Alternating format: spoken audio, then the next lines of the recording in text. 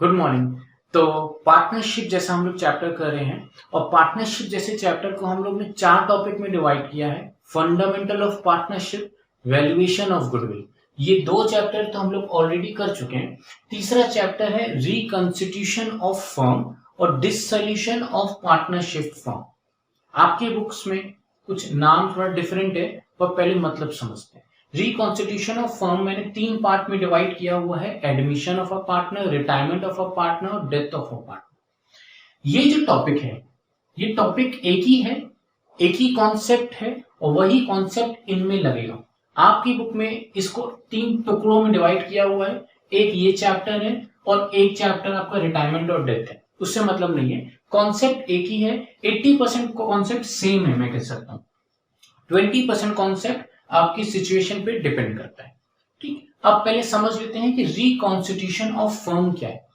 ठीक, reconstitution of firm, इसको हम लोग रिक्रिएशन ऑफ फर्म या रिस्ट्रक्चर ऑफ फर्म भी कह सकते हैं। और इसका मतलब क्या है कि कभी भी पार्टनर्स का जो रेशियो हो वो चेंज हो जाए या उनका जो एग्जिस्टिंग एग्रीमेंट है वो खत्म होकर एक न्यू एग्रीमेंट बनाया जाए, उसको हम लोग रिकॉन्स्टिट्यूशन ऑफ फर्म कहते हैं। एक पुराना एग्रीमेंट वो चेंज करके हम लोग न्यू एग्रीमेंट बना रहे हैं, कोई भी रीजन हो सकता है, बहुत सारे रीजन होते हैं। अगर ऐसी सिचुएशन आएगी उसको हम लोग रिकॉन्स्टिट्यूशन ऑफ फर्म कहते हैं। इन तीनों ही सिचुएशन में ऐसा होता है। एडमिशन ऑफ अ पार्टनर में भी पुराना एग्रीमेंट खराब करके फाड़ के एक नया एग्रीमेंट बनाया जाता है, सेम विथ रिटायरमेंट और डेथ। तो ऐसे ही सारे केसेस में होता है, इसलिए इसको रिकॉन्स्टिट्यूशन ऑफ फर्म में डाला गया। अब आज का जो टॉपिक है वो है एडमिशन ऑफ अ पार्टनर। और एडमिशन ऑफ अ पार्टनर में सबसे पहले मैं उसका मतलब बताऊंगा कि एडमिशन ऑफ अ पार्टनर का मतलब क्या है। आओ देखते हैं। हाँ जी, तो एडमिशन ऑफ अ पार्टनर का मतलब क्या है, मीनिंग क्या है, जनरल टर्म्स में, बुकिश लैंग्वेज को छोड़ दो तो क्या मतलब है। मतलब किसी भी इंसान का आपकी फर्म में एडमिशन होना, सिंपल। बट ये हम कब कह सकते हैं कि उसका एडमिशन हुआ है, उसका हमारी फर्म में एडमिशन हुआ, ऐसा कब से कह सकते हैं। तो ये भी तो हो सकता है कि हमारी दुकान चल रही है, एक नया पार्टनर सिर्फ 2 महीने के लिए आया और फिर चला गया, तो क्या हमारा पार्टनर बन गया था? नहीं। एडमिशन होने के लिए कुछ कंडीशंस हैं जो फुलफिल होनी चाहिए और ये कंडीशंस पार्टनरशिप एक्ट में लिखा है। क्या है कंडीशंस, क्या है मतलब पार्टनरशिप एक्ट के हिसाब से, आइए देखते हैं। दूसरी चीज, ये जो मैं मीनिंग बताने जा रहा हूं, यही मीनिंग आप अपने बोर्ड के एग्जाम में लिखेंगे, इसको अपने वर्ड्स में नहीं लिखेंगे। अगर ये मीनिंग लिखेंगे तो पूरे मार्क्स मिलेंगे, अपने वर्ड्स में लिखेंगे तो लैंग्वेज पे डिपेंड करता है। आपकी अच्छी इंग्लिश लैंग्वेज में, आप अच्छे इंग्लिश में लिखेंगे तो शायद ही मार्क्स मिले, शायद ना भी मिले। तो इससे अच्छा है इसको इसी अकॉर्डिंग लिखेंगे एक्ट के हिसाब से। क्या लिखा है, as per section 31 of the Indian partnership act 1932, a person can be admitted as a new partner if it is so agreed in the partnership deed, or in absence of deed if all the partners agree for admission। मतलब अगर कोई भी इंसान, जो हम लोग उसको admission of a partner तभी कह सकते हैं जब वो ये 2 कंडीशन पूरी कर रहा हो, या तो पार्टनरशिप डीड में लिखा हो कि हम किसी भी पार्टनर को जोड़ सकते हैं, या अगर पार्टनरशिप डीड में नहीं लिखा है तो सारे पार्टनर्स एग्री कर रहे हैं। इन दोनों में कोई भी एक कंडीशन पूरी होना जरूरी है, तभी किसी पार्टनर का हम लोग एडमिशन कर सकते हैं। एक एग्जांपल दूं, अगर सपोज 2 पार्टनर्स हैं ए और बी,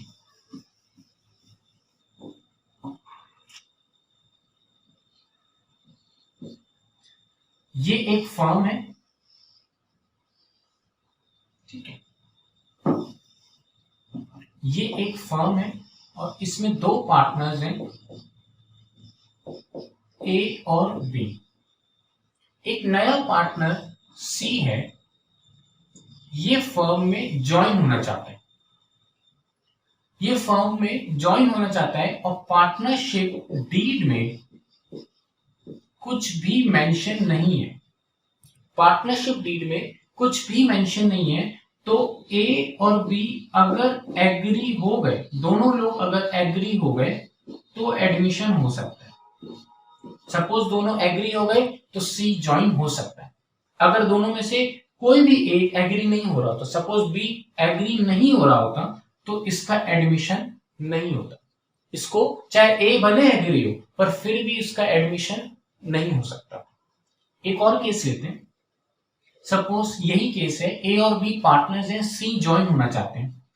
पार्टनरशिप डीड में लिखा है कि हाँ ज्वाइन हो सकते हैं, पर ए एग्री कर रहा है और बी डिसएग्री कर रहा है। अगर मैं यही केस लूं, ए एग्री कर रहा है और बी डिसएग्री कर रहा है, अब क्या करेंगे? क्या वो एडमिशन उसका हो सकता है? हाँ, अभी भी एडमिशन हो सकता है, क्योंकि एक कंडीशन थी कि पार्टनरशिप डीड में या तो लिखा हो या तो ये दोनों एग्री करें। ये अलग अलग कंडीशन है। एक कंडीशन पूरी हो गई मतलब सी एडमिट हो सकता है। तो इस तरीके से आपके क्वेश्चन 1 मार्क में आ सकते हैं कि क्या वो एडमिशन ऑफ अ पार्टनर, उस चीज को एक सिचुएशन दे दी जाएगी और पूछा जाएगा कि क्या इस सिचुएशन को हम लोग एडमिशन ऑफ अ पार्टनर कह सकते हैं या नहीं कह सकते हैं। तो इस तरीके से हम लोग फॉर्मुलेट करेंगे। आपको 2 कंडीशन याद रखनी, या तो पार्टनरशिप डीड में लिखा हो, या अगर पार्टनरशिप डीड में नहीं लिखा है तो सारे पार्टनर्स एग्री करें। इनमें से कोई भी एक कंडीशन पूरी हो गई तो एडमिशन ऑफ अ पार्टनर हो सकता है। अच्छा, अब एडमिशन के केस में कुछ जो नया पार्टनर है उसके राइट्स भी होते हैं। क्या राइट होते हैं आओ देखते हैं। हाँ जी, तो अगर हम राइट्स की बात करें, जब नए पार्टनर का एडमिशन होता है, एक नया पार्टनर हमारी फर्म में ज्वाइन होता है, तो उसके क्या क्या राइट्स होते हैं। 2 ही राइट्स बताए गए हैं और यही राइट्स आपको भी एग्जाम में लिखने हैं। Right to share in assets of the firm और right to share future profits of the firm. मतलब जो आपकी फर्म में जितने भी एसेट्स हैं उसमें उसका हक हो गया है जो नए पार्टनर का है, और जो आगे आने वाले प्रॉफिट्स हैं उसमें भी उसका शेयर सा एक हक हो गया है। क्या मतलब है इसका? अगर मैं एक एग्जांपल लूं, मान लेते हैं यहां पे एक बिजनेस स्टार्ट हुआ 2017 में, ए और बी पार्टनर्स थे। 2018 में यहां पे बैलेंस शीट बनी और सारे एसेट्स और लायबिलिटीज लिख लिए हुए। तो सारी बैलेंस शीट में जो राइट है, जो ओनर है इस बैलेंस शीट का, वो ए और बी है।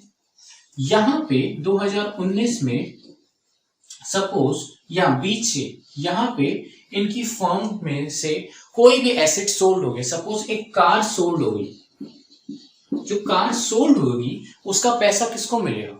और पहले तो फर्म को मिलेगा और अल्टीमेटली इन्हीं 2 पार्टनर को मिलेगा। ठीक, अब 2019 यहां पे सपोज सी का एक एडमिशन हो गया, एक नए पार्टनर का एडमिशन हो गया। तो उसके बाद यहां पे अगर कुछ भी सोल्ड हो गया, लाइक कंप्यूटर सोल्ड हो गया। अब जो ये कंप्यूटर सोल्ड हुआ है, इसको इसमें से किसको किसको हिस्सा मिलेगा? ए को मिलेगा, बी को मिलेगा और सी को मिलेगा। इस कार में से किसको किसको हिस्सा मिलेगा? ए को और बी को मिलेगा। बट यहां पे जब एडमिशन हो गया, एडमिशन के बाद कोई भी एक्टिविटी होगी एसेट्स में या लायबिलिटीज में, उसमें जवाबदेही या हिस्सेदारी किसकी किसकी होगी? तीनों पार्टनर की होगी। तो यही लिखा है कि right to share in the assets of the firm. मतलब जितना भी एसेट्स हो जाएगा उसके एडमिशन के बाद सब में उसका राइट होगा। सेम फ्यूचर प्रॉफिट्स, मतलब आगे जितने भी प्रॉफिट होंगे उसमें सी का राइट होगा। क्या ऐसा ही ये सब हो जाता है? नहीं, इसके लिए सी को या नए पार्टनर को कुछ ना कुछ पेमेंट करना पड़ेगा, और वो मैं आपको बताऊंगा गुडविल के टॉपिक में, जब इसका दूसरा टॉपिक आएगा ट्रीटमेंट फॉर गुडविल। एक टॉपिक आएगा इस चैप्टर में, तब हम लोग बताएंगे कि इसकी पेमेंट को क्या कहते हैं, कैसे ट्रीटमेंट करते हैं, कितनी पेमेंट होती है, वो पेमेंट किसको कितनी मिलती है, वो सारी बातें हम लोग उस टॉपिक में सीखेंगे। बट उसको कुछ पेमेंट करनी पड़ती है। तो ये 2 राइट्स हो गए। अब इस पूरी चैप्टर की छोटी सी समरी बताऊं कि हम लोग को इस चैप्टर में क्या क्या पढ़ना है। मैंने 5 टॉपिक में डिवाइड किए हैं और 1 मिनट का काम है, देख लेते हैं। हाँ जी, तो इस चैप्टर की अगर समरी की बात करें तो इस चैप्टर को 5 पॉइंट्स में डिवाइड किए गए हैं, और इन 5 पॉइंट्स को डिवाइड करने के पीछे का पर्पज है, बोर्ड में जब क्वेश्चन आएगा 8 नंबर का, तो उसमें एक बैलेंस शीट होगी और उस बैलेंस शीट के नीचे कुछ एडजस्टमेंट्स होंगे। ज्यादातर 5 या 6 ही एडजस्टमेंट होते हैं। जैसे कि 11th क्लास में फाइनल अकाउंट्स के चैप्टर में एक ट्रायल बैलेंस गिवन होता था नॉर्मली, और नीचे एडजस्टमेंट्स होते थे। वैसे ही इस बार भी बैलेंस शीट गिवन होगी और नीचे एडजस्टमेंट होंगे 5 या 6। और वो 5 या 6 कौन से होंगे? ये change in profit sharing ratio, treatment of goodwill, revaluation of assets and liabilities, adjustment in reserves and accumulated losses, adjustment in capital, और बाकी क्या होते हैं इनके मतलब टॉपिक वाइज सीखेंगे। और उसके बाद हम लोग टॉपिक वाइज पढ़ते रहेंगे।